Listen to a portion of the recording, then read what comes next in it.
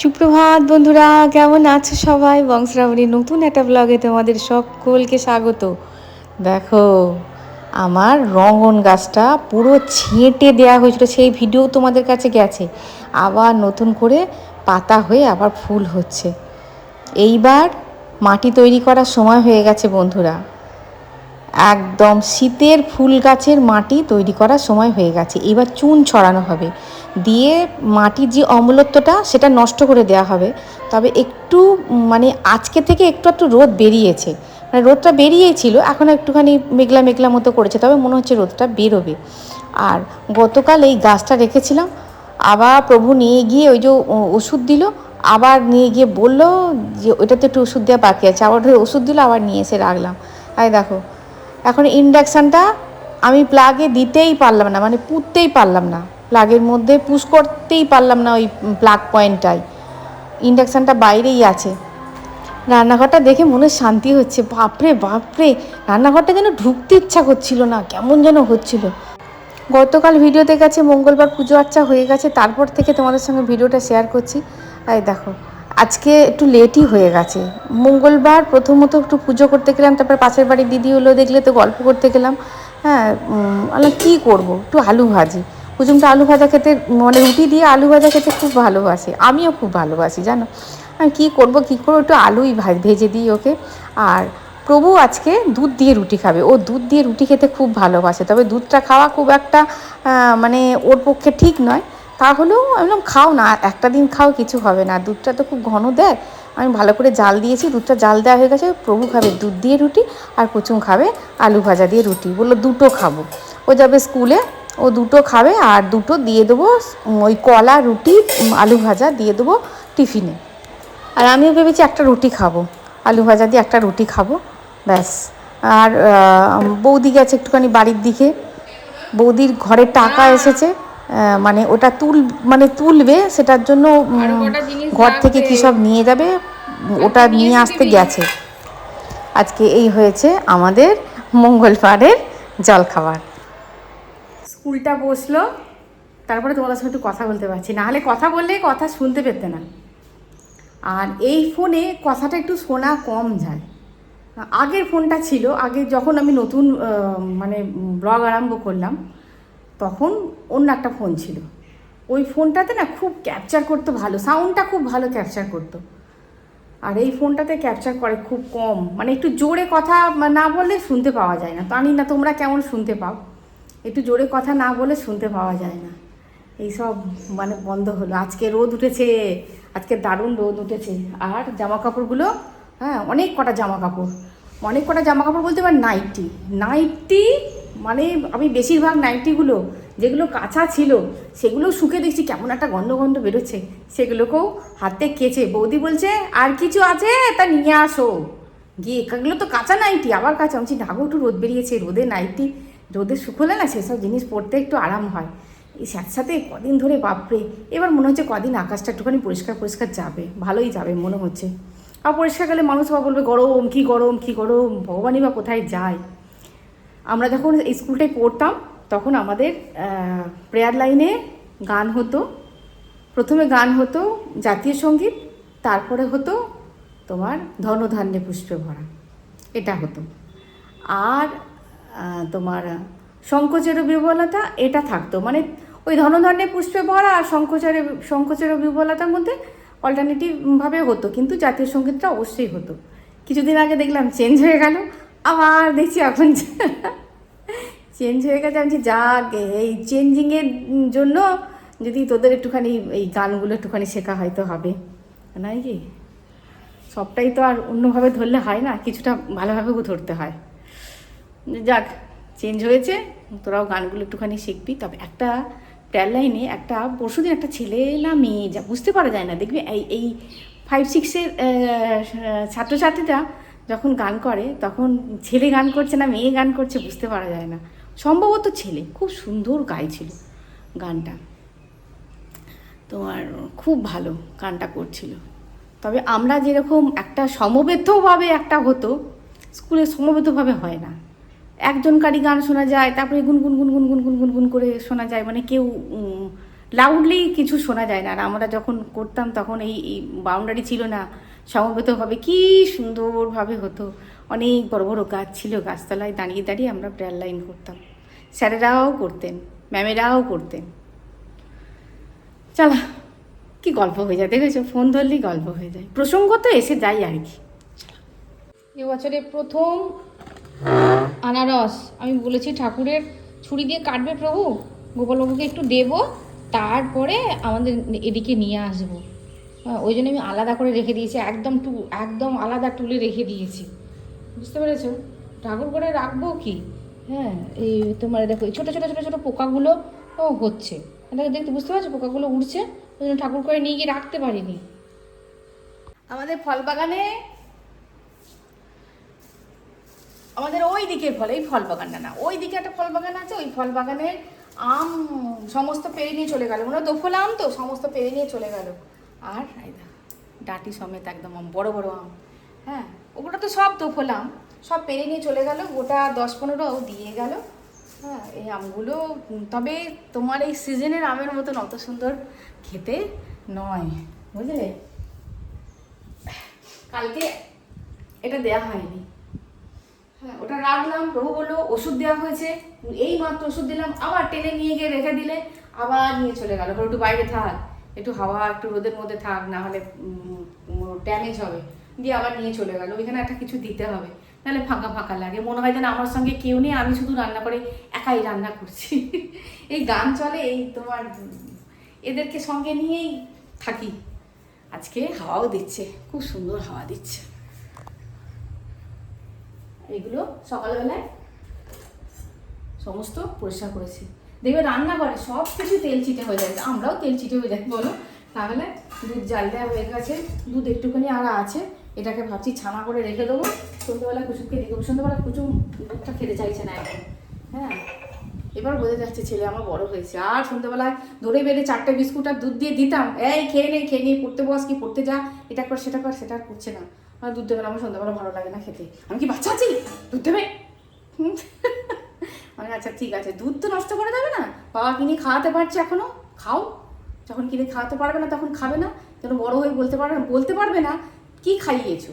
হ্যাঁ বলবে, হ্যাঁ বড় হলে মানে কি বলবো, সময়ের সঙ্গে সঙ্গে না কিছু জিনিস শোনার অভ্যাস করতে হবে আমাদের। হ্যাঁ, কি করেছো, হ্যাঁ কি তখন এটা করেছো, তখন ওটা করেছো, তখন সেটা করেছো।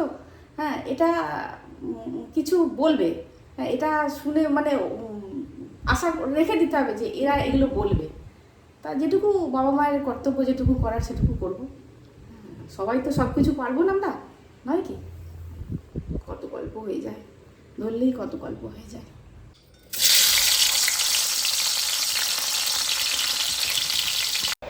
মূলো ছাড়া সমস্ত আনাজ মজুদ আছে শুক্তোর জন্য। আজকে শুক্তো করবো ভাবছি। নিরামিষ দিনে আমার খুব ভালো লাগে, নিরামিষ এই মঙ্গলবারটা না আমার এত ভালো লাগে যে তোমাদের কি আমি ঠিক বলে বোঝাতে পারবো না। আর মঙ্গলবার দিন নো মাছ, নো ডিম, নো মাংস। এইবার খুব বায়না করলে একদম শেষে ওদের কিছু করে দিই, মানে প্রভু খায় না, কুচুমের জন্য কিছু করে দিই। তাও এখন আর ছেলেটা বোঝদার হয়ে গেছে, এখন আর কিছু বলে না। আর দেখো ওদিকে হচ্ছে শুক্তোর মোটামুটি উচ্ছেটা শুধু ভাজবো, আর বেগুনটা ভাজবো, বড়িটা ভাজবো, তাছাড়া হ্যাঁ একটুখানি তোমার ডাঁটা আছে, ওইটা শুধু ভাজবো, তাছাড়া কোনো হেলদি প্রসেসে শুক্তোটা করব। আর এদিকে করছে একটা পেঁপে, বৌদি মেয়ের বাড়ি গেছিলো, মেয়েদের অনেক পেঁপে গাছ আছে, ওর মেয়েদের তা পেঁপে দিয়েছে। বৌদি বলছে পেঁপে খাবে, অনেক কটা পেঁপে নিয়ে এসেছি। আমি বললাম দাও। আর পেঁপে আমাদের পেঁপের তরকারি খেতে চায় না প্রভু ছাড়া, আমরা কেউ খেতে চাই না, আমার তো একদম ভালো লাগে না পেঁপের তরকারি। আমার বললে বিশ্বাস করবে না, আমার একদম ভালো লাগে না। কি বলবো, পাকা পেঁপে তবু একটু ভালো লাগে, ডাঁসানো পেঁপে ভালো লাগে, কিন্তু পেঁপের তরকারি আমার ভালো লাগে না।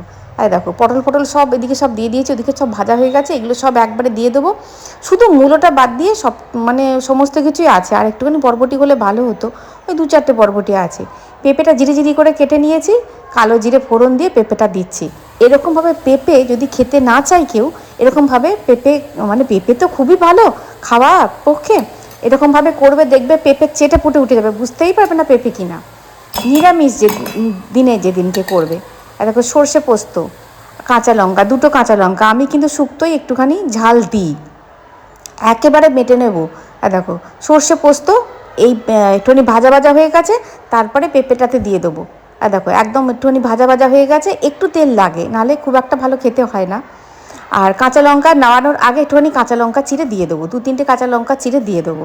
আর একটু নুন, পরিমাণ মতো মিষ্টি, একদম শুকনো শুকনো করে নামাবো। ভীষণ সুন্দর হয়, ভীষণ সুন্দর হয়, এত সুন্দর হয়। যদি নিরামিষ করো তাহলে এরকমভাবে, যদি আমিষ করতে চাও তাহলে একটু পেঁয়াজ ফোড়ন দেবে, আর যদি চিংড়ি মাছ থাকে দিতে পারো, কিন্তু প্রসেস এই একই হবে।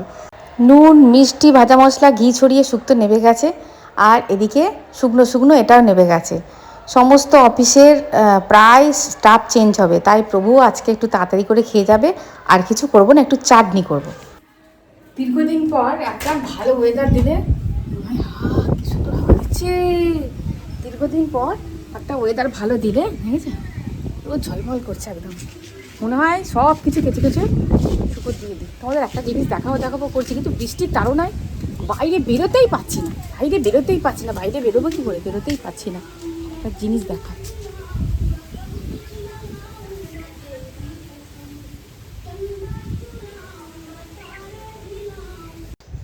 প্রথমে ভাবলাম ওই বাড়ির বাচ্চাটা বোধহয় গান করছে, এত সুন্দর গান করছে। তারপরে দেখলাম যে না, মাইক মানে বক্সে হচ্ছে ওদের বাড়িতে। এই দেখছো ওই যে সবুজ ট্রাঙ্কটা আছে, জলের ট্যাঙ্কিটা আছে, হ্যাঁ, ওই বাড়িটা মানে কি বলবো, একজনকার বাড়ি ছিল, ওরা বিক্রি করে দিয়ে পাশে বাড়ি করেছে। তা এখানে মানে যে বাড়ি কিনেছে সে আবার ভাড়া দিয়েছে, তারা বাচ্চা আছে। আমি ভাবলাম আমাদের বাচ্চাটাই বোধহয় গান করছে। আর এই দেখো যেটা তোমাদেরকে দেখাবো বলছিলাম, এই দেখো এটা হচ্ছে কি বলো তো, এটা হচ্ছে মুগ ডাল গাছ। প্রথমে বুঝতে পারিনি, প্রভুকে বলছি প্রভু এখানে বরবটি গাছ হয়েছে। ও বলছে না না, এগুলো বরবটি গাছ নয়, দেখা যাক কী হয়। তারপরে দেখছি ফল হচ্ছে, দেখেছো, মুগ ডাল। হ্যাঁ, প্রায় ছোট্ট একটা বাটির 1 বাটি মতন পাওয়া গেছে, সেগুলো শুকনো যেগুলো। তবে এখন আর একটাও শুকনো দেখতে পাওয়া যাচ্ছে না, সব কাঁচা। এগুলো সব শুকিয়ে গেলে তারপরে তুলতে হয়, তুলে শুকোতে হয়, মানে যে ফলগুলো যখন শুকিয়ে যাবে তখন। সেরকম আর নেই, তাহলে তোমাদের একদম পরিপূর্ণভাবে একটা দেখাতাম। যেগুলো দেখালাম, যদি এই কাঁচা বরবটি বলছি, কাঁচা যে মুগ ডাল এত সুন্দর, এত মিষ্টি খেতে আমি জানতাম না, প্রথমে বুঝতেই পারিনি। দেখো শিম গাছ, মুগ ডাল গাছ আর বরবটি গাছ কিন্তু একই রকম। এই দেখো এটা শুকিয়ে গেছে, এটা মানে নষ্ট হয়ে গেছে, তাহলে তোমাদের দেখাতাম। তুলেছি, কালকে যদি পারি তো দেখাবো। কোথায় আবার বাচ্চা রেখেছে প্রভু, সেটাই আর খুঁজে পাচ্ছি না। কি সুন্দর হয়েছে, গাছটা ভর্তি হয়ে একদম ফল দিচ্ছে।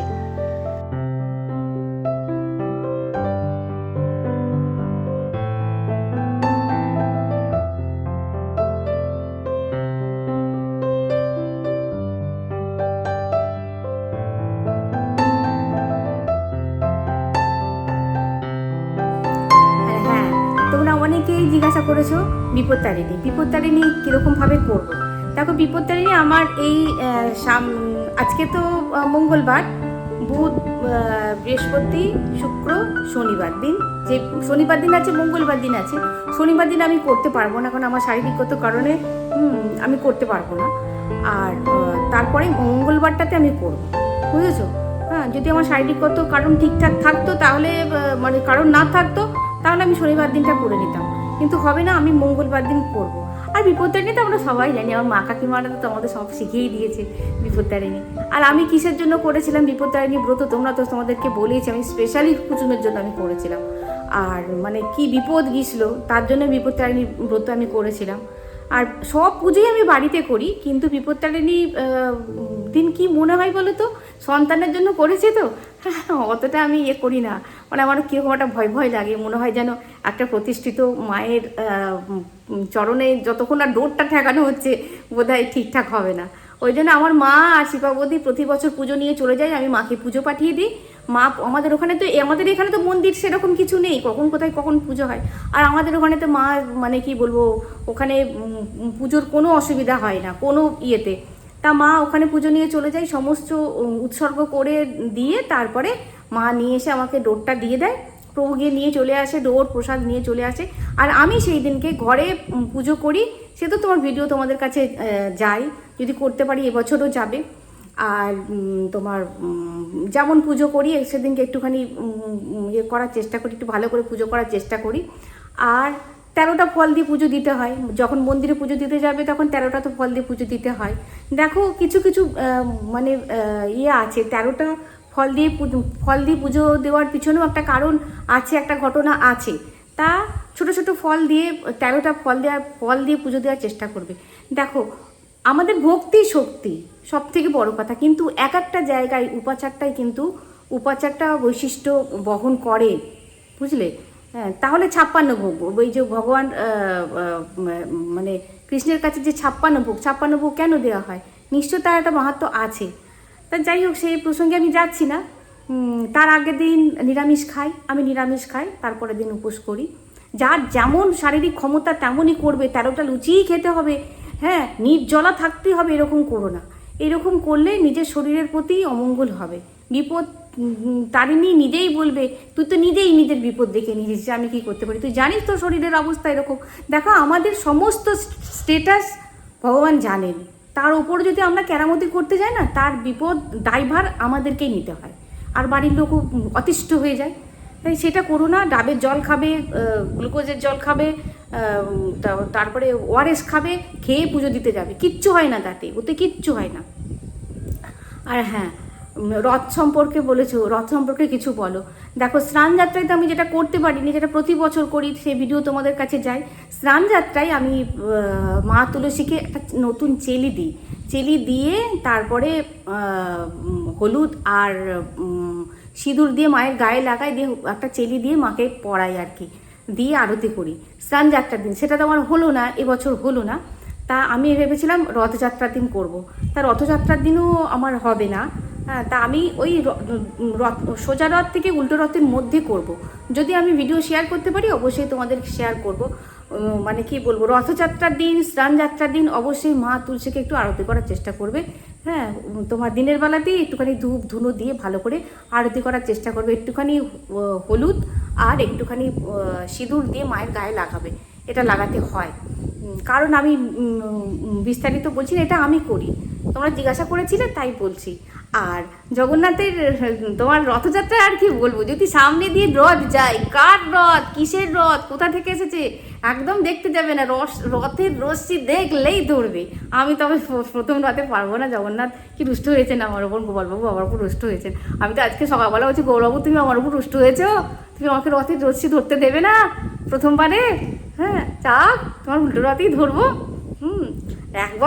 একবার দেয় আমাকে, মানে কি বলবো, এক বছর একবারও দেবে। তা যাই হোক, উল্টো রাতেই ধরবো, ফেরার পথেই ধরবো, তা দর্শন তো করবো। তার রশ্মি ধরবে, রশ্মির মাহাত্ম অনেক রশ্মির মাহাত্ম।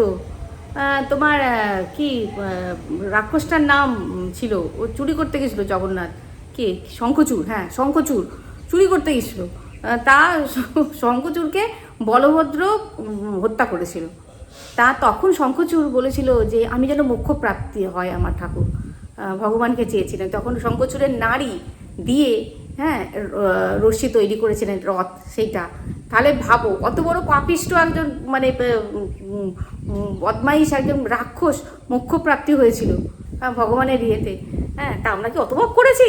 হ্যাঁ, তার রশ্মি ধরবে, ওই রশ্মির মাহাত্ম অনেক, ভগবানকে টেনে নিয়ে যাচ্ছেন, ওই রশ্মিটা ধরবে। আর তোমার কি বলবো, কাঠটাও খুব, মানে যে এই যে রথটাও ছোবে, রশ্মি তো ছোবেই, রথটাও ছোবে।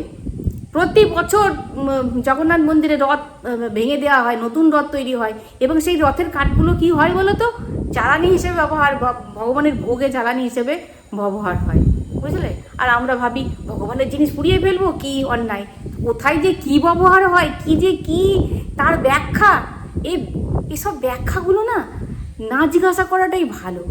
যা আছে চুপচাপ মেনে নাও, অত যুক্তি খাড়া করে দরকার নেই কিছু, নয় কি? আমরা অনেক সাধারণ মানুষ, অত যুক্তি খাড়া করার কোনো দরকার নেই। ভগবান তুমি আছো, তোমার মাহাত্ম্য আছে। হ্যাঁ, যদি ভালো কাজ করি তুমি আমাদের ভালো ফল দেবে, যদি খারাপ কাজ করি অবশ্যই ফল নির্ধারিত। এইটুকু জেনে যদি আমরা পথ চলতে পারি, পথ আমাদের অনেক সহজ হবে। সুকর্মের ফল, কর্মা বলে জিনিস আছে, সুকর্মের ফল সু আসে, দুষ্কর্মের ফল দুঃখ আসেই আসবে, আসবেই আসবে, আজ নয় কাল, কাল নয় পরশু। একদম যদি আমরা মেনে চলতে পারি তাহলে আমাদের জীবনটা যে কতটা সহজ হবে মানে ধারণারও বাইরে। এটাই ভুলে যায়, মাঝে মাঝে এমন ভুলে যায় না, যা চামড়ার মুখ যা আসে, যাকে যা আসে কমেন্ট টুকে দিই, যাকে যা আসে সমালোচনা করি, যাকে যা আসে বলে দিই। হ্যাঁ, দেখছি এক, সমালোচনা করছি আর এক, তার নেপথ্যে কী আছে সেটাও দেখার কোনো বিবেচনা করার আমরা পাই না। এসব হয় বুঝলে তো। তার ফলে কী হয়, আস্তে আস্তে আমাদের পাপের ঘোড়া এমনভাবে পূর্ণ হতে থাকে যে নিজের পাপেতেই আমরা নিজেরা ডুবে মরি। তখন হায় হায় হায় হায়, আমার কী করলে ভগবান, আমি তো কিছু করি না, আমি কোথায় কী করলাম, করেছো নিশ্চয়ই, তাহলে এমন তো দুর্গতি হয় কেন, বুঝলে। ভয় হয় ভাই, এক এক সময় খুব ভয় হয়, আমি কোথায় কী পাপ করে ফেললাম, নাকি পাপের ভয় আমার খুব বাবা। তাহলে ভিডিওটা এই পর্যন্তই, দেখা হচ্ছে পরের ভিডিওয়। খুব ভালো থাকবে, খুব সুস্থ থাকবে। আজ আছে বন্ধুরা, টাটা। 56 ভোগ যদি পারি দর্শন করাবো তোমাদের। হ্যাঁ, আর যদি 56 ভোগ দর্শন করার সুযোগ আসে মিস করবে না, ভোগ দর্শনে দুর্ভোগ কাটে।